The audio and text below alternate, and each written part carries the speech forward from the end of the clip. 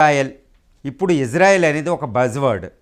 ఏ విధంగా ప్రపంచంలోని 195+ కంట్రీలు కూడా ఇజ్రాయెల్ లాగా ఉంటే బాగుండును అనుకుంటాయి, ఇంక్లూడ్ మన ఇండియా. ఇందులో ఎటువంటి డౌటు లేదు. Highly developed countries like Scandinavia, ఈ జపాను, జర్మనీ, జపాన్లు కూడా అనుకుంటాయంట. అరే ఇరాన్లో ఇన్ని క్వాలిటీస్, అన్ని పరిపూర్ణమైన క్వాలిటీస్ ఇరాన్లో ఏది మనకి ఇజ్రాయెల్లో కనిపిస్తాయి. ఇప్పుడు ప్రస్తుతం ఇరాన్ని ఇజ్రాయెల్ ఎలా ఓడిస్తుందో చూస్తే ప్రపంచం ఒక మోడర్న్ వార్ఫేర్ ఎలా ఉండాలో చూపిస్తాండి. హెచ్డిఐ ఇండెక్స్లో కూడా, హ్యూమన్ డెవలప్మెంట్ ఇండెక్స్లో కూడా టాప్ ఉంటుంది. ఆర్థిక అభివృద్ధి ఉంటుంది, పెర్ క్యాపిటల్ ఇన్కమ్ ఉంటుంది, ఎడ్యుకేషన్ ఉంటుంది, హెల్త్ ఉంటుంది, అగ్రికల్చర్, డెజర్ట్లో అగ్రికల్చర్ పండిస్తారు, వాళ్ళు అగ్రికల్చర్ ఎక్స్పోర్ట్ చేస్తారు, మెటీరియల్ కంట్రీ అయ్యి ఉండి. అదేవిధంగా ప్రపంచంలో ఎంత పెద్ద దేశాన్ని అయినా ధైర్యంగా ఎదుర్కొంటుంది. 57 ముస్లిం దేశాల శత్రువుల మధ్య survival of the fittest, Darwin చెప్పినట్టు సర్వైవల్ ఆఫ్ ది ఫిట్టెస్ట్, ఏది బతకగలిగినోడిదే బతుకు అన్నట్టు బతుకుతుందన్నమాట. ఈ పెద్ద దేశం ఇప్పుడు ఇది ఇంతటి చిన్న దేశమైన, మనం చెప్పాలంటే మన తెలుగు పూర్వపు వెస్ట్ గోదావరి అంత ఉంటుందండి. అది ఒక 10,000 చదరపు కిలోమీటర్లు. అలాంటి దేశం దానికంటే 10 రెట్లు, అంటే జనాభాలో 10 రెట్లు పెద్దది.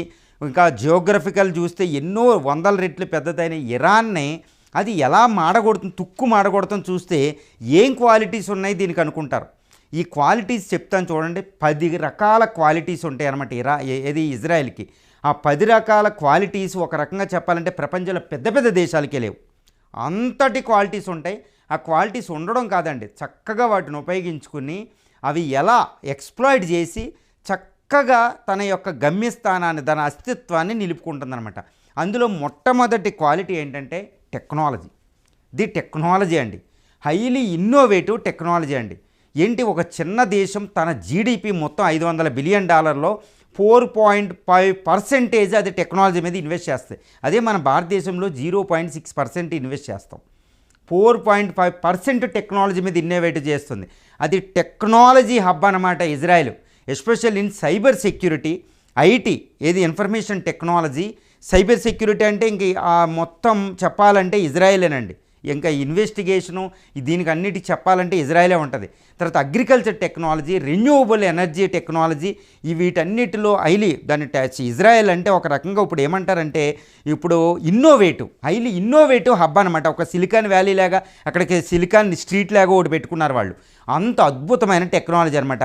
ఐన్స్టీన్ లాంటి వ్యక్తి పుట్టిన దేశం ఈ ఇజ్రాయెల్. ఒక టెక్నాలజీ అనే ఈ కటింగ్ ఎడ్జ్ టెక్నాలజీతోనే అది శత్రువుల్ని జయిస్తుందని చెప్పాలి. Especially military technology. అది ఎంత మిలిటరీ అంటే ప్రపంచంలో అమెరికాకి, భారతదేశం లాంటి పెద్ద దేశాలకు కూడా అది ఈ టెక్ని ఎక్స్పోర్ట్ చేస్తూ ఉంటుందన్నమాట. ఈ టెక్నాలజీ అని దాని విజయానికి, ఆర్థికాభివృద్ధి, మిలిటరీ, శత్రువు నుంచి రక్షించుకోవడానికి ఒక అద్భుతమైనది టెక్నాలజీ అనేది ఆయుధం దాని దగ్గర ఉంది. ఇక రెండో విషయం ఏంటంటే స్పయింగ్ అండి. ఈ స్పయింగ్ అంటే ఏంటంటే మొసాద్, అమన్ అని internal security military intelligence agency Aman అని. తర్వాత షెన్ బెన్ అని, అది ఏంటంటే ఇంటర్నల్ సెక్యూరిటీ. మనకి ఎలా చూస్తే అది ఇంటర్నల్ సెక్యూరిటీ చూస్తుందండి, మన ఐబీ ఇంటెలిజెన్స్ బ్యూరో లాగా. లాగామో మొసాద్ ఉంటుంది. ఈ ఇన్వెస్టిగేషన్ టెక్నాలజీ లేదా ఈ స్పయింగ్ టెక్నాలజీలో, స్పయింగ్లో ఇజ్రాయెల్ మించిన దేశం ప్రపంచంలో లేదు. అమెరికా సిఐఏ కంటే ఈ మొసాద్ మించింది. ఇక కేజీబీ రష్యా కంటే మించింది ఈ మొసాద్ అనమాట. ఇప్పుడు ఇరాన్లో విజయం అనేది మొసాద్ అండి.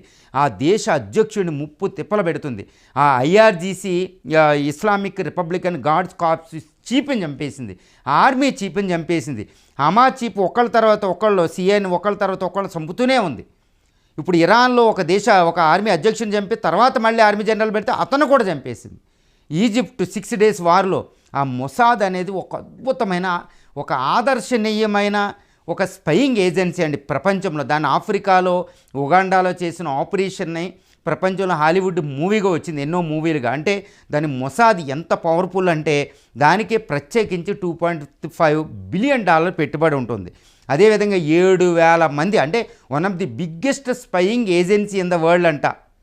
ఒక చిన్న దేశానికి, 95 లక్షల గల దేశానికి ఎంత ఊహించుకోండి. అది ఎందుకు అంత ప్రయారిటీ ఇస్తుందంటే ఈరోజు ఆ స్పయింగ్ వల్ల ఈరోజు అక్కడ సర్వైవ్ కాగలుగుతుంది, అస్తిత్వాన్ని నిలుపుకుంటుంది. తర్వాత మూడోది ఏంటంటే దాని ఆధునిక ఆయుధాలు. Sophisticated weaponry. దాని అమ్ముల పొదులు ఏముంటాయంటే latest up to date cutting edge technologies ఉంటాయి ఆయుధాలు. అలాంటివి ఆయుధాలు ముఖ్యంగా ఇప్పుడు ప్రస్తుతం చెప్పుకుంటే F-35 5th generation fighter America నుంచి తెచ్చుకున్నా అది దాని దగ్గర నిలుపుకోవడం ఇంపార్టెంట్. అది F-16 ఫైటర్స్, F-18 హార్నెట్, అలాంటి F సిరీస్ అన్నీ పెట్టుకుంది. తనకు తానే తయారు చేసుకున్న కొన్ని ఎన్నో టెక్నాలజీస్. అందులో చెప్పాలంటే సైబర్ సెక్యూరిటీ, సైబర్ అటాక్స్ అది ఇజ్రాయెల్ చేసేది చాలా తీవ్రంగా ఉంటుంది. అది వార్ అనేది ఇప్పుడు. తర్వాత దాని హెలికాప్టర్ దాని సొంతంగా స్వదేశీ పరిజ్ఞానంతో తయారు చేసుకున్నది. దాని మిసైలు డిఫెన్స్ సిస్టమ్తో చూస్తే డేవిడ్ స్లింగ్ అనేది ఈ మీడియం రేంజ్లో ఉంటుంది. షార్ట్ రేంజ్లో ఐరన్ డోమ్ వరల్డ్ ఫేమస్ అండి ఇప్పుడు అది. అవి ఈ రెండు ఈ ఇజ్రాయెల్ని కంటికి రెప్పలా ఎటువంటి మిసైల్ నుంచైనా కాపాడుకుంటే అప్పుడప్పుడు కొన్ని చిన్న చిన్న విషయాలు ఇప్పటికీ ఇజ్రాయెల్ రక్షించే డేవిడ్ స్లింగు, అదేవిధంగా ఈ ఐరన్ డోమ్లే. ఈ ఐరన్ డోమ్ అనేది ఎన్నో దేశాలకి ఆదర్శం కూడా. ఇదే విధంగా వాటి హెలికాప్టర్లు, వాటి మిసైల్ టెక్నాలజీ, వాటి న్యూక్లియర్ టెక్నాలజీ, 90 న్యూక్లియర్ వెపన్స్తో అది న్యూక్లియర్ ఫిజాయిల్ తయారు చేసుకుని ఉందంటే ఇజ్రాయెల్ ఎంతటి టెక్నాలజీ అభివృద్ధి చేసుకుందో మనం చెప్పొచ్చు. దాని న్యూక్లియర్ బాంబ్స్ కూడా చాలా స్మాల్గా, చాలా స్విఫ్ట్గా అది వేసే విధంగా న్యూక్లియర్ ట్రైడ్ని కూడా అది డెవలప్ చేసుకుంది, ఇంక్లూడ్ సబ్మైరెన్స్. అంటే ఊహించుకోవచ్చు అనమాట. ఇజ్రాయెల్ ఒక చిన్న దేశం, 95 లక్షలు ఉండి 10,000 చదరపు కిలోమీటర్ల ఉండి ఒక చిన్న దేశం 7-10 దేశాలను ఒకేసారి ఓడించేస్తాయి. 1967లో అది 6 రోజుల యుద్ధంలో 7 దేశాన్ని 6 రోజుల్లో ఓడించింది. ప్రపంచ మానవ చరిత్రలో ఒక అద్భుతమైన యుద్ధంగా చూస్తారనమాట. That is what the Israel modern weaponry అండి. ఆధునిక ఆయుధాలకు పెట్టిందే అది. మన ఇండియా యారో అని ఇంకా ఎన్నెన్నో మనం తెచ్చుకుంటూ ఉంటాం ఆయుధాలు. అంటే మీరు ఊహించుకోవచ్చు ఇజ్రాయెల్ ఇండియాకి హెల్ప్ చేస్తుందంటే ఒక పెద్ద ఎగుమతిదారు కూడా అది ప్రపంచంలో టెక్నాలజీ ఆయుధాల్లో కూడా. ఇక 4వది ఏంటంటేనండి అది ఒక స్ట్రాంగ్ డిటర్మినేషన్. అదేంటంటే చాలా సంకల్పం ఎక్కువ. అది అనుకుంటే చేసేస్తాయి. ఏదైనా డిటర్మైన్ అయ్యిందంటే చేసి తీరేస్తాయి. వేరే దేశాలకు బద్దకొస్తారు. ఒక ప్లాన్లో విజన్లు వేస్తారో అవి ఎప్పుడు అవ్వవు. ప్రపంచంలో చాలా విజన్లు వేస్తారో అవ్వవు, ఇంక్లూడ్ డెవలప్డ్ కంట్రీస్ కూడా. కానీ ఇజ్రాయెల్ ఒక విజన్ అనుకుందంటే దానికి ముందే అది సాధిస్తుంది. ఒక స్ట్రాంగ్ డిటర్మినేషన్. నేను ప్రపంచంలో గొప్ప దేశం అవ్వాలి, చిన్న దేశమైనా అంటే అది అయిపోయింది. ఈరోజు ఇజ్రాయెల్ వైపు కన్నెత్తి చూసే దేశం లేదంటే ఆశ్చర్యమేస్తుంది మీకు. అంత స్ట్రాంగ్ డిటర్మినేషన్. ఇది అనుకుంటే శత్రువు అనుకుంటే వాడిని మట్టు పెట్టేదాకా వదలదు. అంత సంకల్పంతో ఉంటుందండి అది. తర్వాత క్వాలిటీ ఏంటంటే అడాసియస్నెస్ అంటారు. అడాసియస్నెస్ అంటే మొండి ధైర్యం, రెక్లెస్నెస్ అనమాట. అది ఎంత ఇంపాసిబుల్ టాస్క్ అయినా నేను చేస్తానంటది అంతే. అది ఇజ్రాయెల్కు ఉన్న ఒక అద్భుత లక్షణం. ఫర్ ఎగ్జాంపుల్ మీకు అది దాన్ని ఒక ఫ్లైట్ని మొత్తం నేను వెళ్ళను ఒక ఫ్లైట్ని ఆఫ్రికాలో ఉగాండా దాన్ని హైజాక్ చేసినప్పుడు అక్కడ నుంచి ఒక ఆపరేషన్ నిర్వహించిందండి ఇజ్రాయెల్ నుంచి నైట్కి నైటు.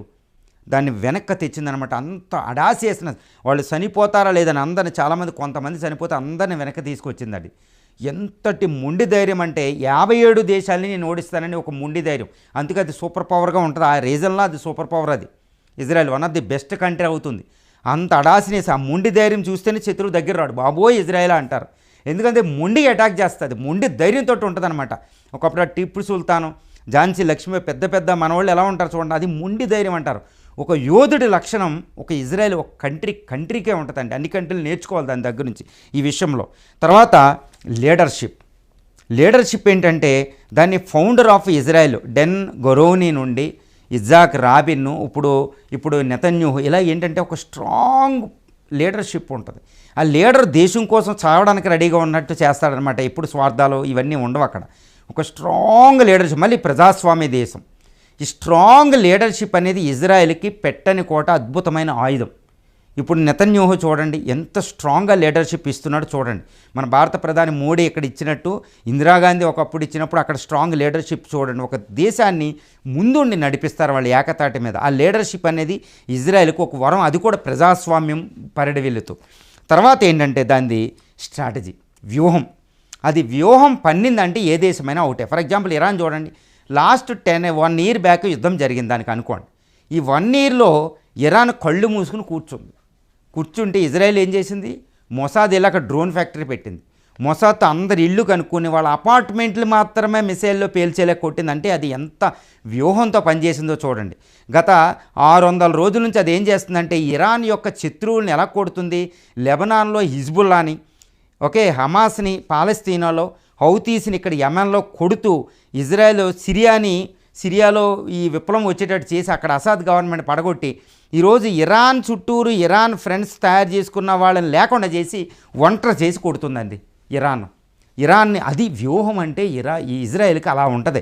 అంత యుద్ధ వ్యూహం పనడం అంత ఈజీ కాదు. మన మహాభారత యుద్ధాల్లో చూస్తాం వ్యూహం పంతి ఎలా ఉంటుందో. ఈ పాండవులు తక్కువ 7 అక్షౌహిణులతో 11 అక్షౌహిణులు ఓడిస్తారు. అది వ్యూహం ముఖ్యం, ఎంత ఆర్మీ ఉందనేది ముఖ్యం కాదు. ఈరోజు ఇజ్రాయెల్ వ్యూహం బాగుంది కాబట్టి కేవలం 1,75,000 ఆర్మీతో అక్కడ 6 లక్షల ఆర్మీ, ఇంకో 2 లక్షల IRGC కమాండ్స్ ఉన్న ఒక ఇరాన్ని 30 తిప్పలు పెడుతుందండి. ఎంత హమాస్ని 600 రోజుల నుంచి అక్కడే ఉంది. అది వ్యూహం. ఆ వ్యూహం అనేది పెట్టని కోట అనమాట ఇరాన్కి, ఏది ఇజ్రాయెల్కి. ఆ వ్యూహాల ద్వారా 6 రోజుల యుద్ధం ఇప్పుడు వరకు అది 9 యుద్ధాలు చేసింది 1948 నుంచి. అంటే జీవితం అంతా యుద్ధమే. అది పాలస్తీన్తో పోలిస్తే ఎప్పుడు యుద్ధం చేస్తూనే ఉంటుంది డికేడ్స్. వాడు ఇంతిఫాదా 1 ఇంతిఫాదా 2 అని. అంటే వ్యూహంతోనే, తక్కువ బలం ఉండి ఈ టెక్నాలజీ అన్నిటితోనే ఇజ్రాయెల్ బతుకుతుంది, అస్తిత్వం నిలుపుకుంటుందని మనం ఇక్కడ చెప్పొచ్చు. తర్వాత ఏంటంటే లవ్ ఆఫ్ ఇట్స్ కల్చర్ అండి. ఆ పీపుల్ ఒక కుటుంబ వ్యవస్థ ఉంటుంది భారతదేశంలాగా. అద్భుతమైన వాళ్ళ హీబ్రూ లాంగ్వేజ్ అంటే వాళ్ళకి ప్రాణం. ఓల్డ్ టెస్టమెంట్ నుంచి మీకు తెలుసు కదా, ఇదంతా ఒక అద్భుతమైన కల్చర్. అంటే మహాప్రాణం అన్నమాట ఇజ్రాయెల్కి. ఆ కల్చర్, ఆ ప్రాణం చూసి ఈ అమెరికన్స్ కూడా వెతుక్కుంటారు. అందుకని అమెరికన్స్ అంత సపోర్ట్ చేస్తారు దానికి. ఈ కల్చరే వాళ్ళ కల్చర్ అనుకుంటారనమాట. అంత అద్భుతమైన కల్చర్ అంటే అంత లవ్ ఆఫ్ కల్చర్ అనమాట. అది అందరికీ ఆదర్శం కావాలి. నిజంగా కల్చర్ని ప్రేమించుకోవాలి. ఇజ్రాయెల్ హీబ్రూ భాషను పునరుద్ధరించుకుంది. మళ్ళీ 1948లో ఏర్పడ్డాక ఒకప్పుడు పోయిన హీబ్రూ భాషనే మన సాంస్క్రిట్ భాష లాంటిది. ఆ హీబ్రూ భాషని పునరుద్ధరించుకుని దాన్ని చక్కగా చూసుకుంటుందంటే మనం ఉన్న భాషనే చూసుకోరు మిగిలిన కంట్రీలు. అది అద్భుతమైన లవ్ ఆఫ్ కల్చర్ అంటే. ఆ కల్చర్ని ప్రేమించడం వల్ల వాళ్ళకి అంత స్ట్రాంగ్ డిస్పిరేషను అంత వస్తుంది అనమాట. తర్వాత పేట్రియాటిజం, ఒక అద్భుతమైన దేశభక్తి. తక్కువ సైన్యం చూడండి ఎంత అలా పోరాడుతుందో. ప్రతి పౌరుడు ఒక రెస్పాన్సిబుల్గా వ్యవహరిస్తాడు అక్కడ. ఒక విద్య, ఇది కుటుంబ వ్యవస్థని, సమాజం ఎందు ఎలా ఉండాలి, షేర్డ్ వాల్యూస్, డెమోక్రటిక్, ఇది అనమాట. పేట్రియాటిజం అనేది ఒక అద్భుతంగా ఇజ్రాయెల్లో పనిచేస్తుంది. అందుకని అంత దేశం, చిన్న దేశం కూడా ఒక అద్భుతమైన అభివృద్ధి చెందిన దేశంగా మారిందనమాట. తర్వాత ఫోకస్, వాళ్ళు ఏదనుకుంటే ఐన్స్టీన్ లాగా ఏదనుకుంటే చేసేస్తారు వాళ్ళు. సింగిల్ ఫోకస్, ఆ లక్ష్యం మీదే దృష్టి పెడతా దేశం అంతా ఒక వ్యక్తిలా వ్యవహరిస్తుందండి అది. ఈ విధంగా ఈ 10 రకాల క్వాలిటీస్తో technology, modern weaponry, agriculture technology, ఒక మహావి డిజర్ట్ అండి అది ఒక డిజర్ట్ అది ఇజ్రాయెల్. ఆ పైన కొండ ప్రాంతం మగల్ సౌత్ అంతా డెడ్ సీ, పక్కన ఎండిపోయిన సీ, డెడ్ సీ. అలాంటి ఎడారిని అగ్రిటెక్ అంటే ఇజ్రాయెల్ అగ్రికల్చర్ టెక్నాలజీ అంటే డిజర్ట్ని లష్ గ్రీన్ ఫీల్డ్గా తయారు చేయడం అనమాట. ఒక పచ్చని తయారు చేసి ప్రపంచంలో ఒక పండ్లు ఎక్కువ ఉత్పత్తి చేస్తుంటే ఇజ్రాయెల్ డిజర్ట్ని ఎలా మార్చిందో ఊహించుకోవచ్చు. మనం అంటాం అగ్రిటెక్ని ఇజ్రాయెల్ నుంచి తెచ్చుకుందాం అంటే అంతే. ఓ డ్రిప్ ఇరిగేషన్ సిస్టమ్ అని, ఇవన్నీ స్ప్రింక్లర్ ఇరిగేషన్ అన్నీ డెవలప్ చేసి ప్రతి బొట్టు పట్టి అక్కడ agri seeds technology, germ technology, biotechnology ఉపయోగించి ఒక అద్భుతాన్ని సృష్టించింది అక్కడ. మానవుడు చంద్రుడి మీద కూడా పండించవచ్చు అనే నమ్మకాన్ని కలిగిస్తానమాట. ఈ విధంగా ఇక్కడ ఎకానమీలో, డిఫెన్స్లో, టెక్నాలజీలో, కటింగ్ ఎడ్జ్ టెక్నాలజీలో, లీడర్షిప్, పెట్రేయడం, లవ్ ఆఫ్ కల్చర్, ఇవన్నీ క్వాలిటీస్, ఈ 10 రకాల క్వాలిటీస్ కలిస్తేనే ఇజ్రాయెల్ ఒక అద్భుతమైన దేశానికి ఒక ఉదాహరణ ఇజ్రాయెల్. ఈరోజు మనం ప్రపంచంలో భారతదేశం సూపర్ పవర్ అవుతుందంటే ఆ క్వాలిటీస్ తెచ్చుకోవాలి. కొన్ని తప్పేం లేదు. We have given many time. India అనేది ఎప్పుడు ఇస్తూ ఉంటుంది, తెచ్చుకుంటూ ఉంటుంది, అడాప్ట్ కూడా చేసుకుంటూ ఉంటుంది. సో ఇజ్రాయెల్ అనే దాని నుంచి మనం ఎన్నో ఇంపోర్ట్ చేసుకోవాలి అన్ని దేశాలు. ఇది ఇజ్రాయెల్. అందుకని ఇది అద్భుతమైన విజయాలకి అది వేదిక ఇజ్రాయెల్ అవుతుందంటే ఆశ్చర్యం లేదు.